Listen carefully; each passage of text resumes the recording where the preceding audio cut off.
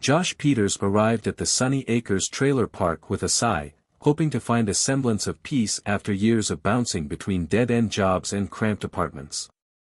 His RV, a lovingly restored 1970s Winnebago Brave named Bessie, was his sanctuary, his only real possession of value.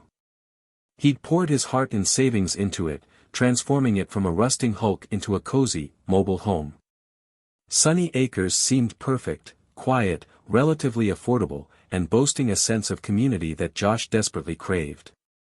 He'd even secured a spot on the far edge of the park, giving him a decent amount of privacy. However, the tranquility was a fragile illusion, shattered almost immediately by the park's self-appointed guardian of order, Karen Miller. Karen was a fixture in Sunny Acres, a middle-aged woman with a permanent scowl etched onto her face and a voice that could curdle milk. She was the president of the HOA, a position she wielded with the ruthlessness of a seasoned dictator. From the moment Bessie lumbered into the park, Karen had made it clear that Josh was an unwelcome addition. Her initial complaints were petty: the length of his welcome mat, the unapproved color of his lawn chairs, the alleged noise emanating from his vintage generator. But beneath the surface of these trivial grievances was a darker current, an undercurrent of prejudice Josh couldn't ignore. Karen's comments often carried a veiled, yet unmistakable, racist tone. She'd make remarks about lowering property values and the type of people he attracted, all while pointedly ignoring his polite attempts at conversation. The fact that Josh was black, and the trailer park was predominantly white, was not lost on him, nor on Karen. Josh tried to ignore her, to rise above the constant harassment. He kept his RV meticulously clean, adhered to every rule, even the ridiculous ones, and offered Karen a friendly wave whenever he saw her. But his efforts were met with cold indifference, and her animosity only seemed to fester. It was clear she wanted him gone, and she was determined to make his life in Sunny Acres as miserable as possible.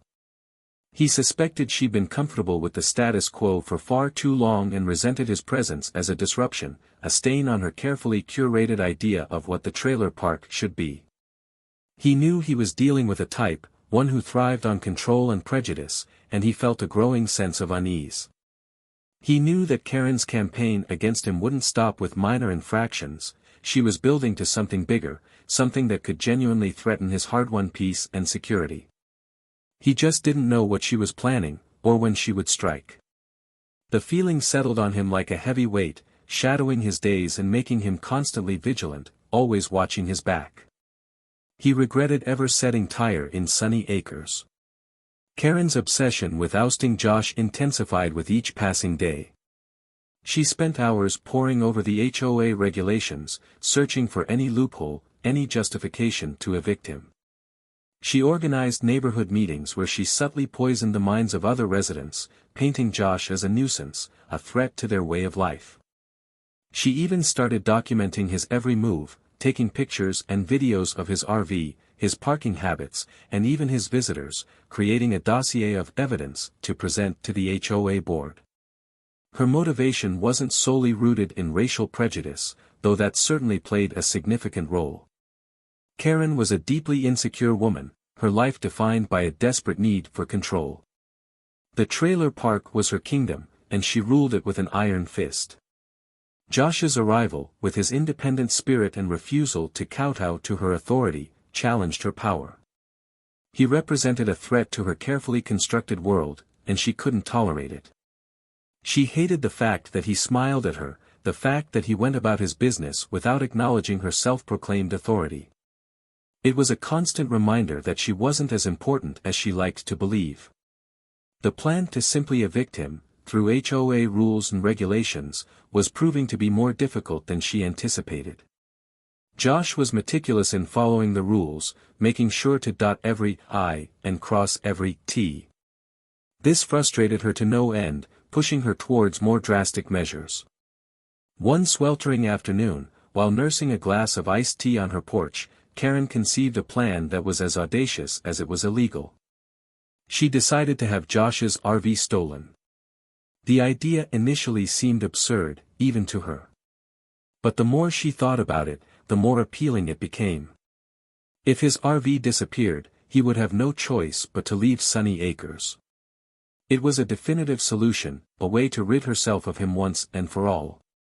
She knew she couldn't do it alone, so she reached out to a friend from her past, a man named Earl, who Karen knew had a history of bending and breaking the law. Earl owned a beat-up black pickup truck and possessed the kind of desperation that made him willing to do almost anything for a quick buck. Karen pitched her idea to him over the phone, sweetening the deal with a promise of a generous finder's fee once Josh was gone. Earl, predictably, was intrigued. They plotted the details, choosing a day when Josh was known to go on his long hikes, leaving Bessie unattended and vulnerable. The day was coming, and Karen felt a thrill course through her veins. Finally, she thought, she would be rid of Josh Peters. The chosen day dawned bright and clear, a perfect backdrop to Karen's nefarious scheme. Josh, oblivious to the plot unfolding against him, prepared for his weekly hike in the nearby state park. He packed his backpack, laced up his boots, and gave Bessie a pat before heading out, humming a cheerful tune. As soon as Josh's truck disappeared down the road, Karen sprung into action. She dialed Earl's number, her voice a mixture of excitement and nervous anticipation. "He's gone," she whispered into the phone. "It's time." Earl arrived at Sunny Acres in his battered black pickup, the rusty bed of the truck groaning under the weight of a tow hitch and a tangle of chains. He parked a discreet distance away from Josh's RV, trying to avoid drawing attention. Karen, watching from her window, directed him with a series of subtle hand gestures. She was a nervous wreck, constantly glancing around to make sure no one was watching. The risk of getting caught was immense, but the thought of finally being rid of Josh fueled her resolve. Earl, a seasoned hustler, moved with practiced efficiency. He quickly attached the tow hitch to Bessie's frame, his movements surprisingly quiet and precise. He checked the connections, tightened the chains, and then climbed into his truck. With a deep breath, he started the engine and put the truck into gear. The tires squealed as he began to pull, the weight of the RV straining the old engine. Bessie, Josh's beloved home, shuddered and creaked, reluctantly yielding to the force of the tow. Karen watched with a grim satisfaction as Earl slowly pulled Bessie out of the trailer park. Her heart pounded in her chest, a mixture of fear and triumph. It was actually happening. He was going to be gone. As Earl turned onto the main road, Karen allowed herself a small smile. She felt a surge of power, a sense of control she hadn't experienced in years. She was finally getting her way. She was finally winning. She didn't dare think about what might happen if she was caught. It was better to live in the moment, savoring the potential victory. Josh felt a nagging feeling in the back of his mind. He couldn't shake the sensation that he had forgotten something important. He paused on the trail, scanning his mental checklist. Water, check. Snacks, check. Phone, check. Then it hit him. He had left his grandfather's old compass on the dashboard of Bessie. It was a treasured heirloom, a sentimental reminder of his family history, and he couldn't bear to lose it. With a sigh of frustration, Josh decided to turn back. He knew it would add an extra hour to his hike, but the compass was too valuable to leave behind. He retraced his steps, his pace quickening with each stride. As he neared Sunny Acres, he noticed a black pickup truck towing something large down the road. He squinted, trying to make out what it was. Then he saw it, the distinctive silhouette of his Winnebago, Bessie, being dragged away. His blood ran cold. He broke into a sprint, his mind racing. Who would steal his RV? And why? As he got closer, he saw Karen standing on the side of the road, directing Earl with frantic hand gestures. His anger surged, a tidal wave of fury crashing over him. He couldn't believe what he was seeing. Karen, the self-proclaimed protector of Sunny Acres, was orchestrating the theft of his home. He yelled at the top of his lungs, "Stop! Stop right there!" Earl, startled by the sudden outburst, slammed on the brakes. The pickup truck screeched to a halt, sending a cloud of dust billowing into the air. Karen spun around, her face contorting in a mask of shock and fear. She hadn't expected Josh to return so soon. She had been so close to getting away with it, and now her carefully laid plan was crumbling before her eyes. Josh, his voice trembling with rage, pulled out his phone and dialed the emergency number. "I need the police," he shouted into the phone. "Someone is stealing my RV. And I know who's behind it." He gave the dispatcher his location and a description of the vehicle and the perpetrators. Karen, realizing the gravity of the situation, tried to talk her way out of it. "Josh, please, let me explain," she pleaded, her voice dripping with false sincerity. "It's not what it looks like." Josh ignored her, keeping his gaze fixed on Earl, who sat frozen in the driver's seat of the pickup truck. He knew that any attempt to reason with Karen would be futile. She was a master manipulator, capable of twisting the truth to suit her own agenda. He would let the police handle it. Within minutes, the wail of sirens echoed through Sunny Acres. A patrol car screeched to a halt beside the RV, and two uniformed officers jumped out, guns drawn. "Police! Freeze! Hands where I can see them," one of the officers shouted. Earl, realizing the game was up, slowly raised his hands in surrender. Karen, however, continued to protest her innocence, claiming that it was all a misunderstanding. But the police were not swayed.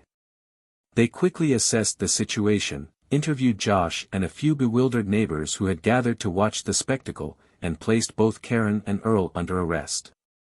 As the officers led Karen away in handcuffs, she glared at Josh, her eyes burning with hatred. "You haven't heard the last of this," she hissed. "I'll make you pay for this."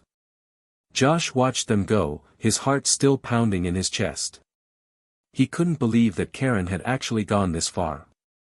He had known that she disliked him, but he had never imagined that she would stoop to criminal activity. He felt a wave of relief wash over him, followed by a sense of vindication. Justice had been served, at least for now. The police towed the truck and Bessie back to his spot and took his statement before leaving. The arrest of Karen Miller sent shockwaves through Sunny Acres. The residents, who had once blindly followed her lead, were now reeling from the revelation of her true character. The HOA board immediately convened an emergency meeting and voted unanimously to remove her from her position as president. The news of her arrest also reached her employer, a local real estate agency, who promptly terminated her employment, deeming her actions detrimental to the company's reputation. Karen's life unraveled with astonishing speed. She faced criminal charges for theft and conspiracy, and the weight of her actions finally crashed down upon her. She lost her job, her position of power, and the respect of her community.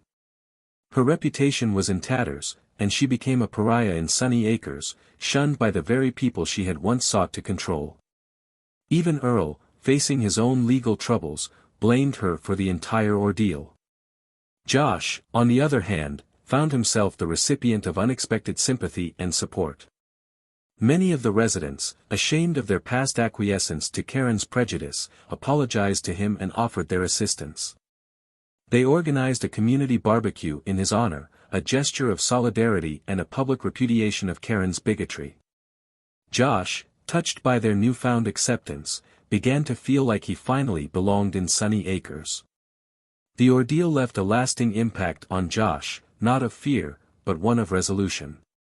He became an advocate for fairness and equality within the trailer park, ensuring that no one else would suffer the same treatment he had endured.